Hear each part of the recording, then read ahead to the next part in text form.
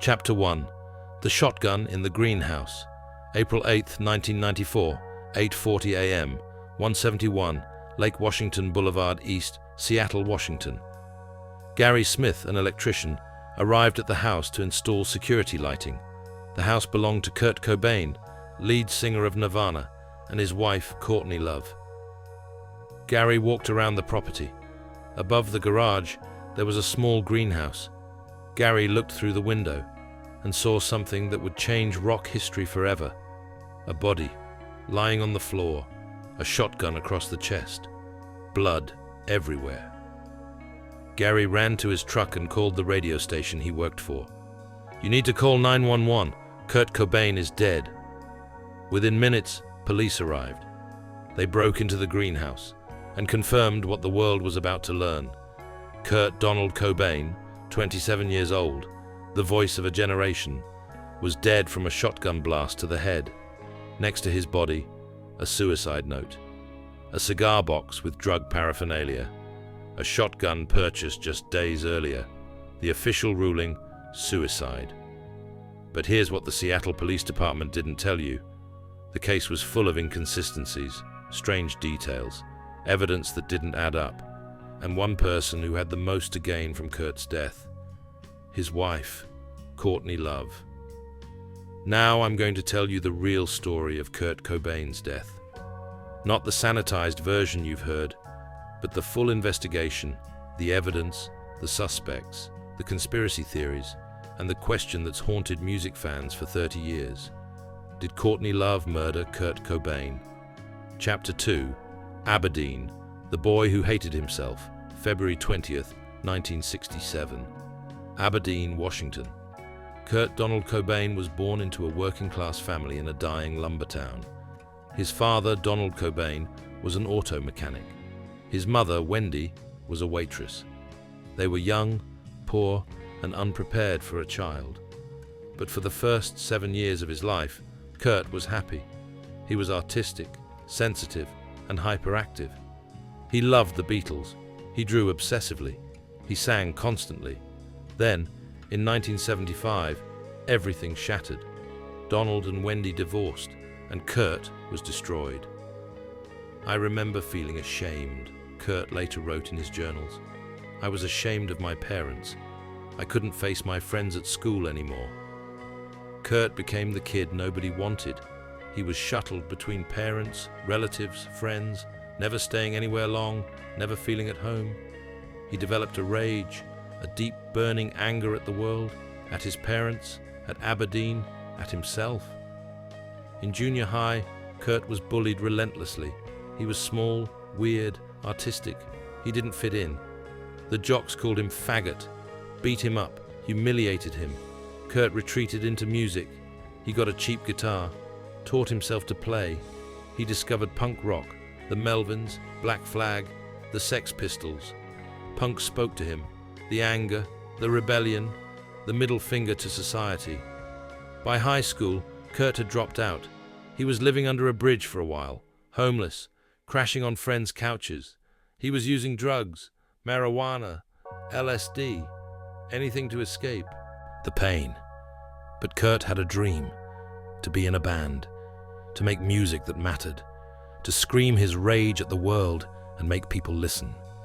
In 1987, Kurt formed a band with bassist Chris Novoselic. They called it Nirvana, and everything changed.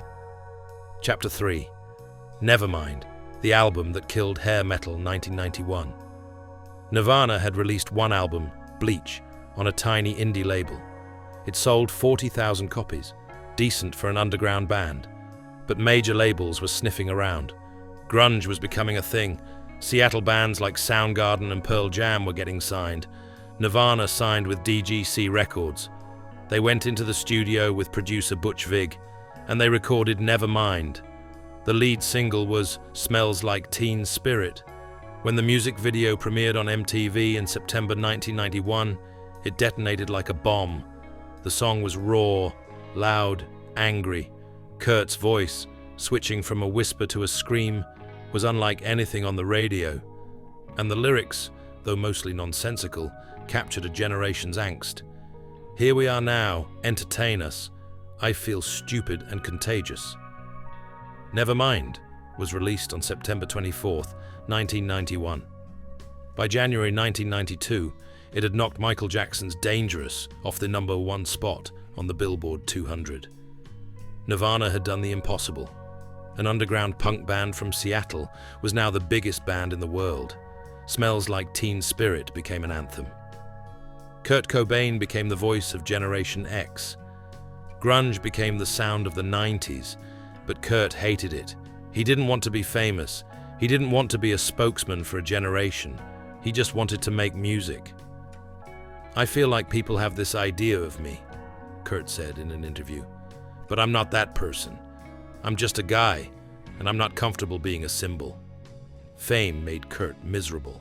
He couldn't go anywhere without being recognized. Paparazzi followed him. Fans screamed at him, and the pressure to create another Smells Like Teen Spirit was crushing. Kurt started using heroin. Chapter 4. Courtney Love, the woman who destroyed him, January 12, 1990, Portland, Oregon. Nirvana played a show at the Satyricon Club. In the audience was Courtney Love, lead singer of the band Hole. Courtney was ambitious, abrasive, and controversial. She'd been a stripper, an actress, a musician. She wanted fame desperately. After the show, Courtney approached Kurt. They talked, flirted, exchanged numbers. Kurt was immediately attracted to Courtney. She was bold, confident, dangerous. Everything Kurt wasn't. They started dating in late 1991. By this point, Nirvana was exploding.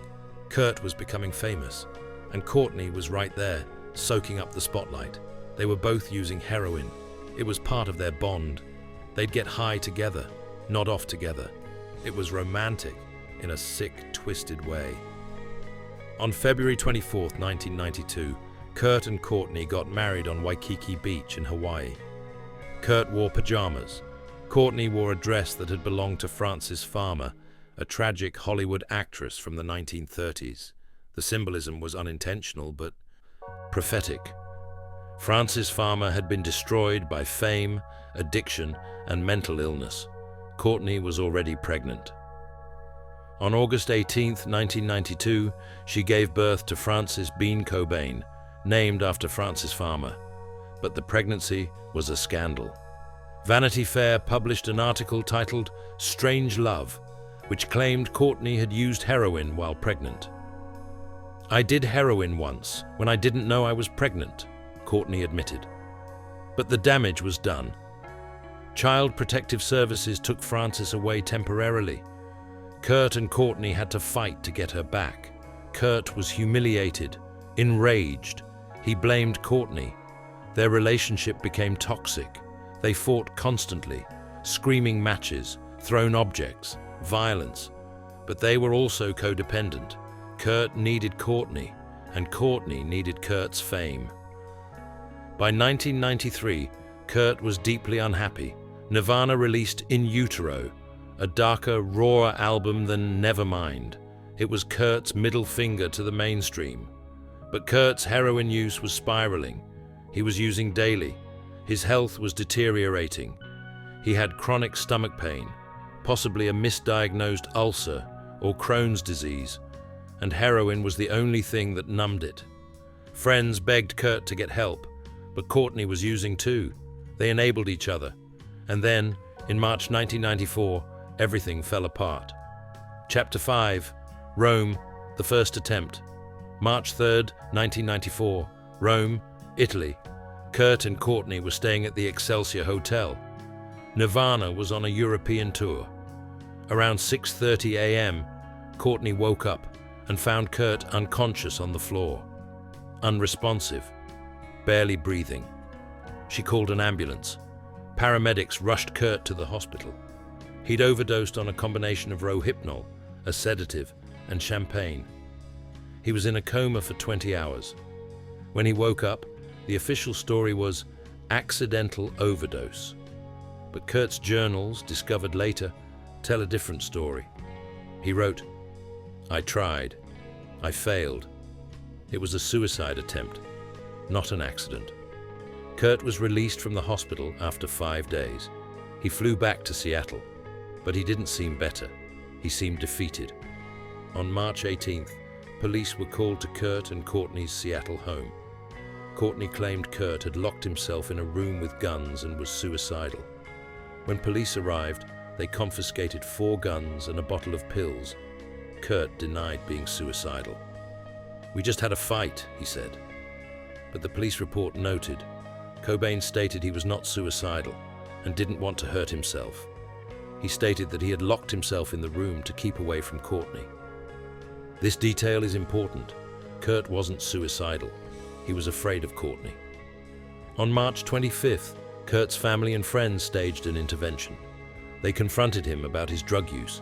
They wanted him to go to rehab. Kurt resisted, but eventually he agreed. On March 30th, 1994, Kurt checked into the Exodus Recovery Center in Los Angeles. He stayed for 2 days. Then, on April 1st, he walked out. Just left. Nobody stopped him. Kurt bought a plane ticket back to Seattle. He arrived on April 2nd. And then, he disappeared. Chapter 6. The Missing Week. April to the 8th, 1994. April to the 8th, 1994. Nobody knows for certain where Kurt was during this week. Courtney was in Los Angeles staying at the Peninsula Hotel. She hired a private investigator, Tom Grant, to find Kurt.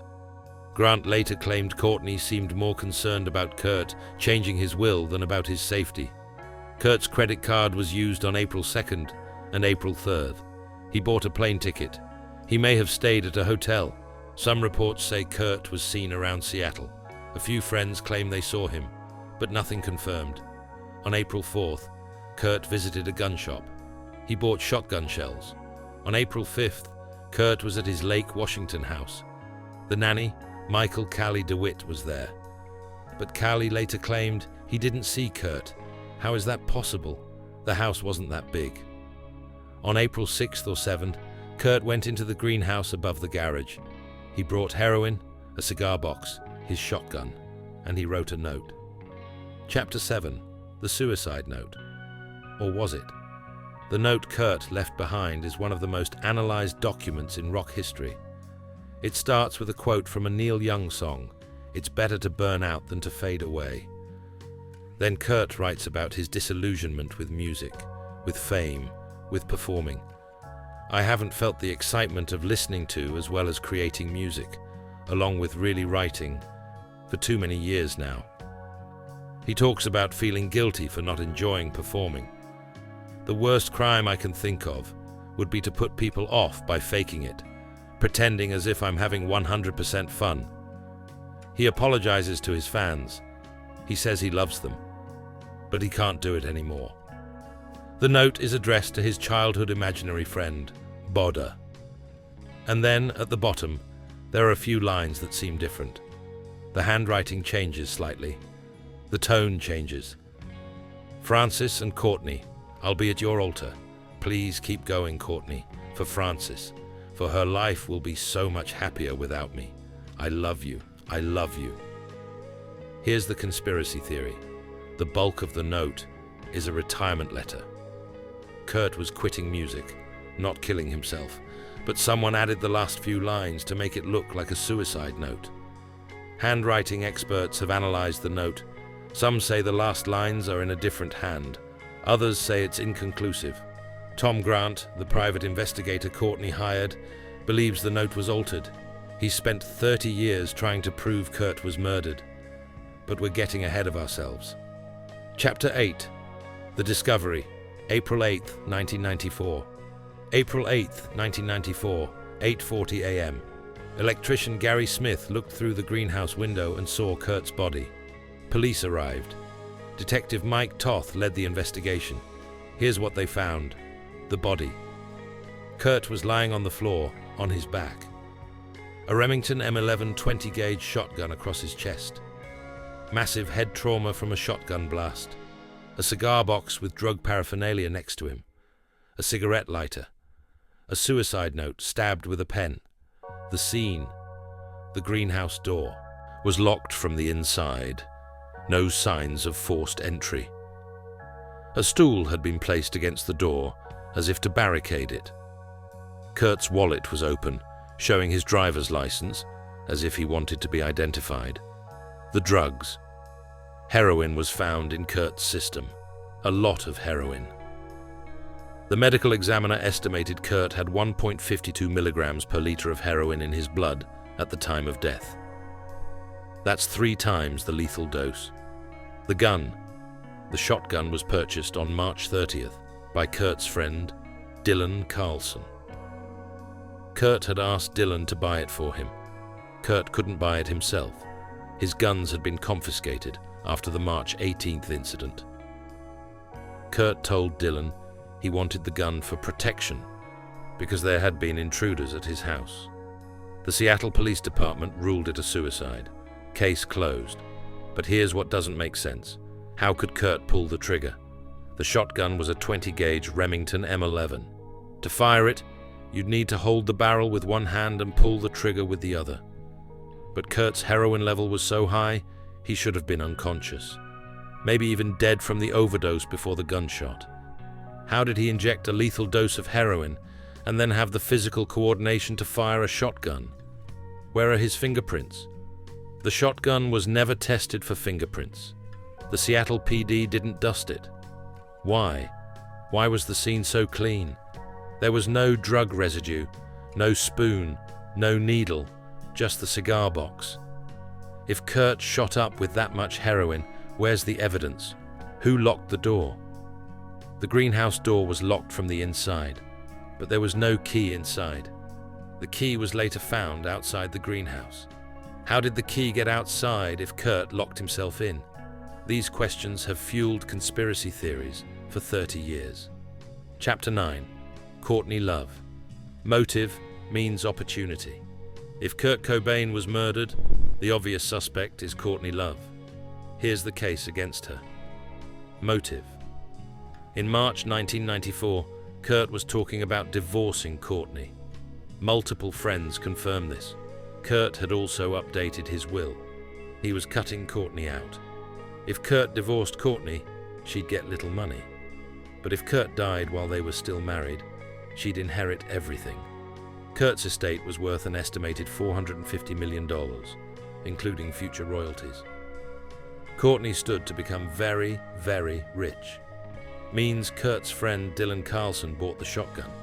But Dylan later said Courtney was the one who suggested Kurt needed a gun for protection. Did Courtney manipulate Dylan into buying the gun so it couldn't be traced to her? Opportunity. Courtney was in Los Angeles when Kurt died, so she has an alibi. Or does she? Private investigator Tom Grant claims Courtney hired someone to kill Kurt.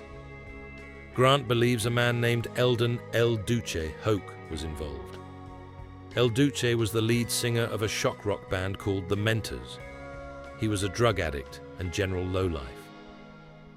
In 1996, El Duce gave a videotaped interview to filmmaker Nick Broomfield. El Duce claimed Courtney had offered him $50,000 to kill Kurt. She asked me if I'd do it, El Duce said. I told her no, but I know who did it. El Duce refused to name names. He said he'd reveal everything later. 8 days after that interview, El Duce was hit by a train. Ruled an accident. Coincidence? Behavior. After Kurt's body was found, Courtney's behavior was strange.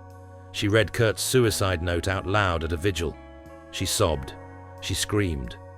But some who were there said it felt performative. Courtney later said in interviews, I knew he was going to die, I just didn't know when.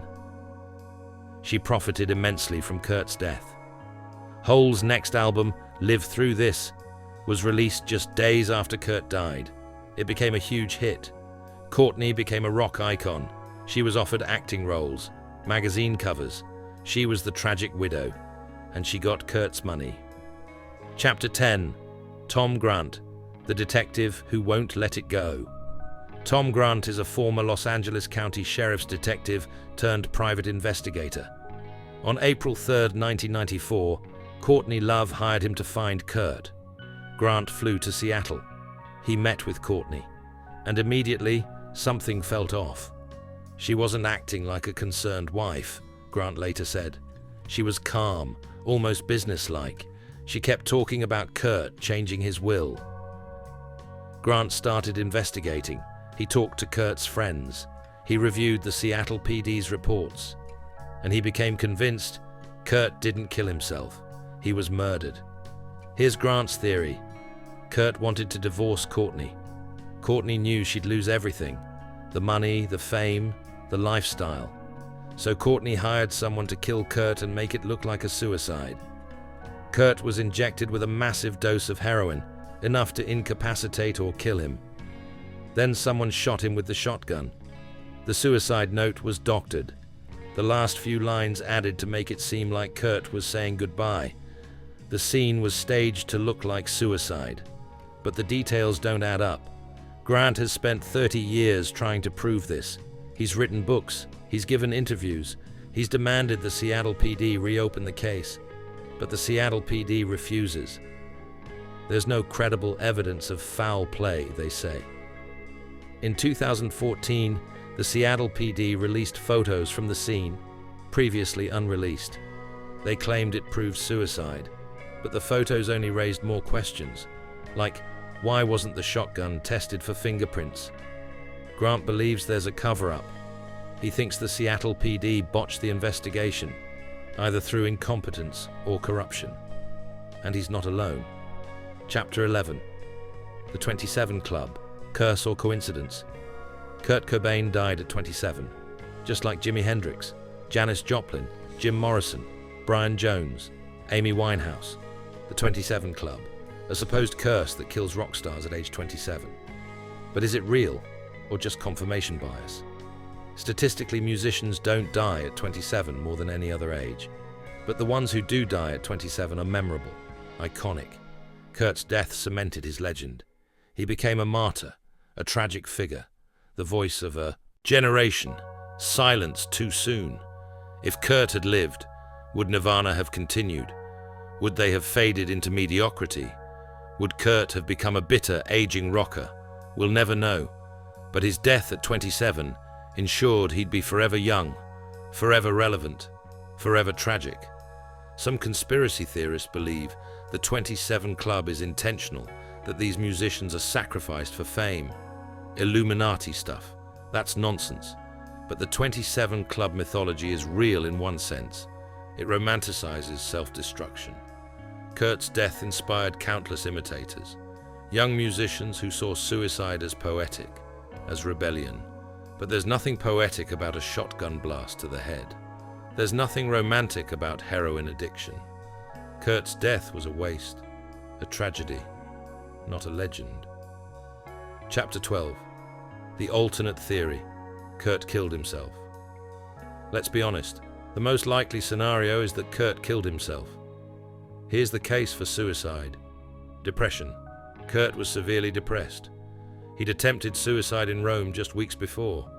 He'd been suicidal for years. In his journals, Kurt wrote repeatedly about wanting to die. I hate myself, and I want to die. Thank you for the tragedy. I need it for my art. Drug addiction. Kurt was a heroin addict. Addicts have high tolerance. Maybe he could function on a dose that would kill someone else. The note, the suicide note, even if parts of it are ambiguous, sounds like a goodbye. Kurt was done. He wanted out. No evidence of murder. There's no physical evidence of another person at the scene. No forced entry. No defensive wounds on Kurt's body. Tom Grant's theories are speculative. El Duce's claims were never verified.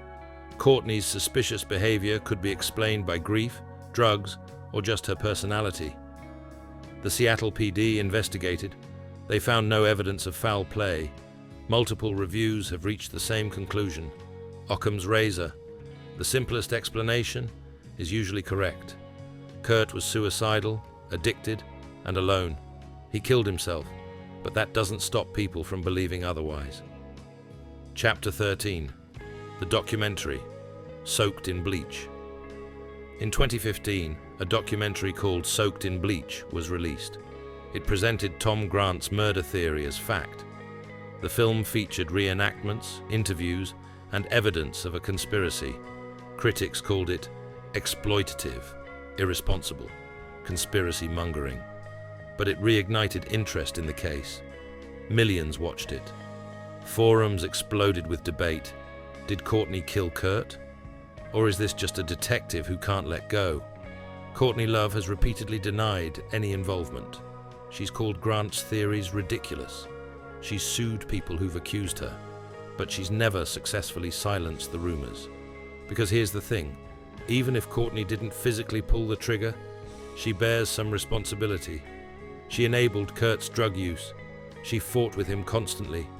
She created a toxic environment, and after his death, she profited immensely. Whether she killed him or not, she benefited from his death. Chapter 14. Frances Bean. The daughter left behind.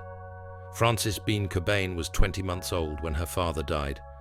She has no memory of Kurt. Everything she knows about him is from photos, videos, and other people's stories. Frances grew up in the shadow of her parents' fame. Courtney dragged her to events, used her for publicity, exploited her. In 2009, Frances got a restraining order against Courtney. They were estranged for years. Frances has spoken publicly about her childhood. I was raised in chaos. My mom was difficult. But Frances has also defended Kurt's legacy. She's fiercely protective of his music, his image, his memory.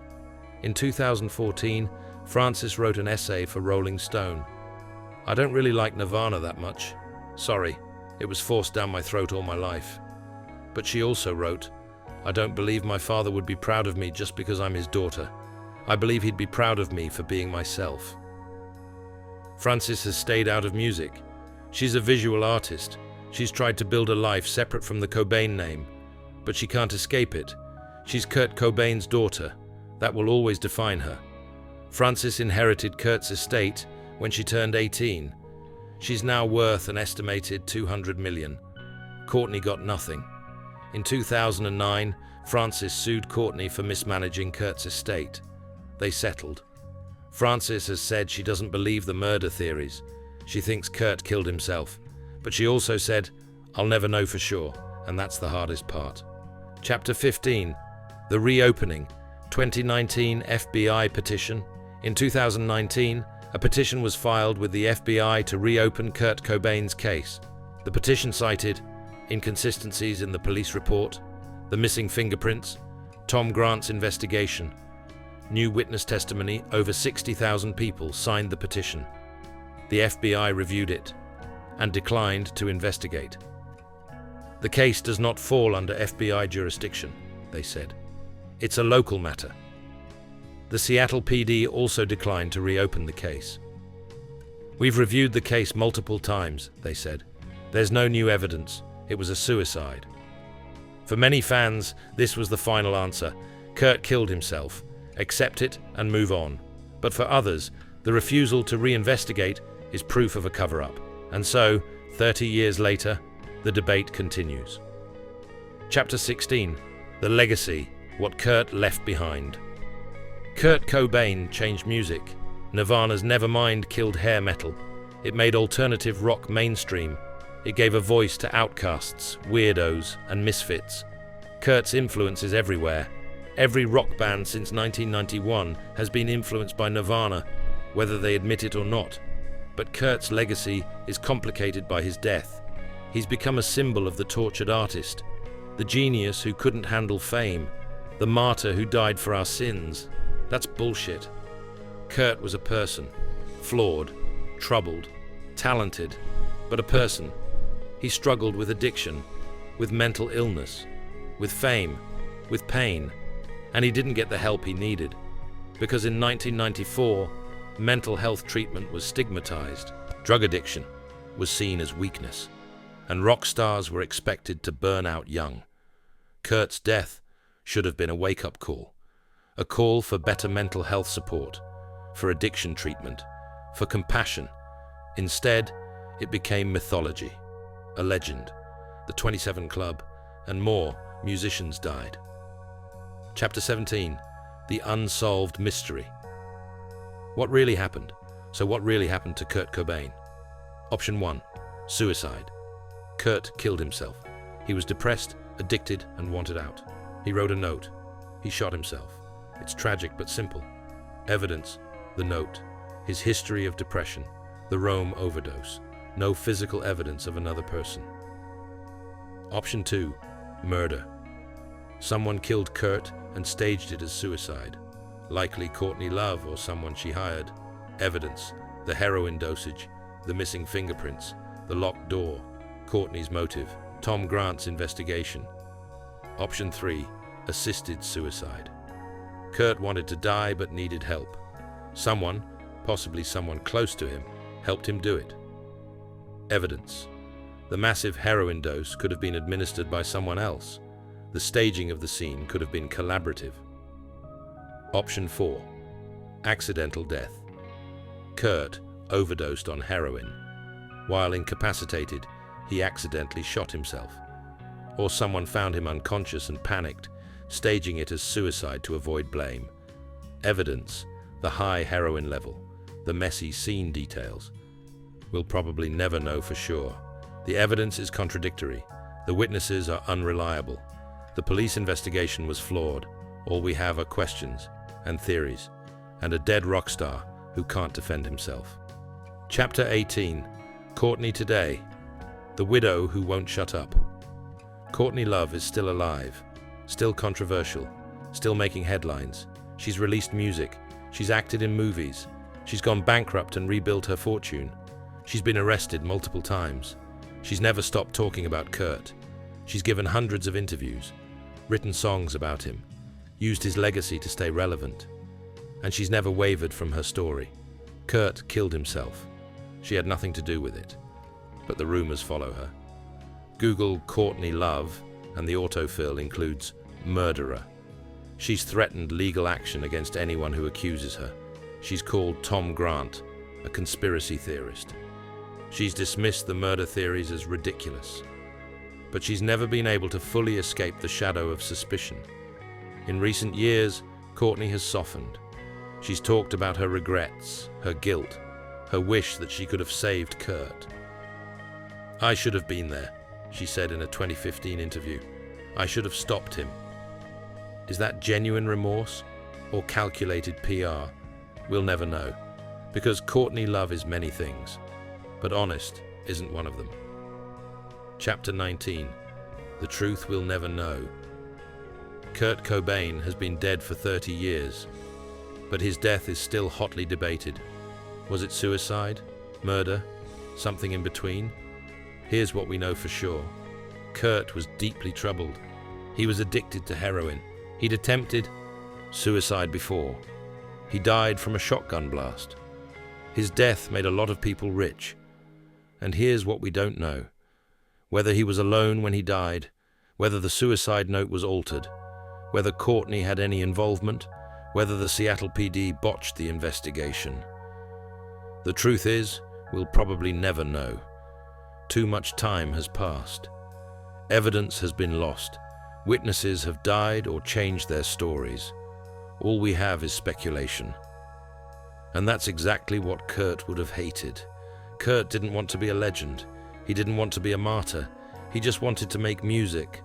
But his death turned him into both. And 30 years later, we're still arguing about how he died instead of celebrating how he lived. Epilogue: The Boy from Aberdeen. Kurt Cobain was a kid from Aberdeen, Washington, a small town where no one cares. It was abused, abandoned. I was bullied, broken. But he found music, and he found a voice in music. He screamed his pain into the microphone, and millions of people heard about it. I felt it. It's related to it. Kurt Cobain was the most important voice in rock music for several years. And then, on April 5th, 1994, estimated date of death, he was gone. Whether he pulls the trigger or someone else pulls the trigger, the result is the same. The world has lost a genius, and a little girl lost her father. Kurt's last words in his suicide letter were, "It is better to burn than to wither away." But Kurt was wrong. Burning is no better. It's not romantic at all. It's not poetic. So sad. Kurt Cobain should have disappeared. He must have gotten old. She got to watch her daughter grow up. he should have made more music. But instead, he died at the age of 27, in a greenhouse, with a shotgun. And years later, we're still trying to understand why.